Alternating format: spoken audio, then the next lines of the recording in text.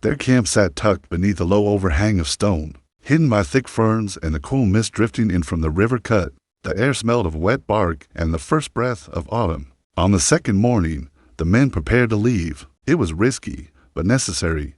They would travel light and return before dusk. The three of them, weathered from travel and wrapped in earth-woven cloaks, needed supplies before crossing the border. A small settlement lay nearby. The two women stayed behind with the child, the animals, and the two oak tree guards. The small boy, with deep brown skin and soft coiled hair, watched the adults disappear into the fog-heavy trees. The pale-striped horse snorted softly beside him. A silver-dark mother wolf nudged his hand, sensing his unease as her cubs tumbled around his feet.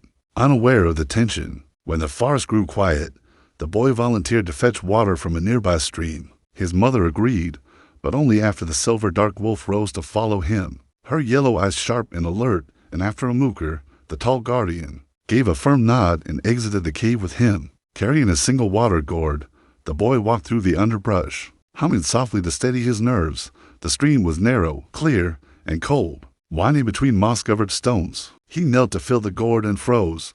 Someone stood on the opposite bank, a boy, around his age, barefoot, still.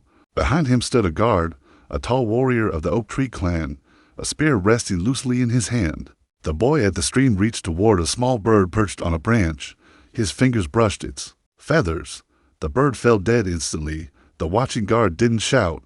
He only watched, jaw tightening, as if this pained him, but did not surprise him. The strange boy touched a squirrel next. It collapsed. He brushed a patch of leaves. The bush wilted in seconds. The oak tree guard lifted his fingers a silent command to retreat.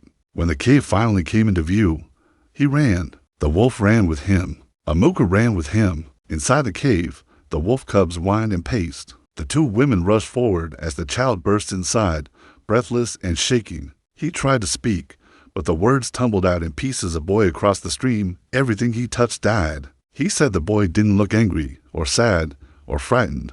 He just watched things die. The women's faces drained of color. The mother wolf growled low. "This is not a wandering child," he said quietly. "One of the Underworld children was born near here. A child born under the ninth hour carries death in his hands." A hush settled over the cave, and in that moment, they all understood they could not stay here, not with him so close.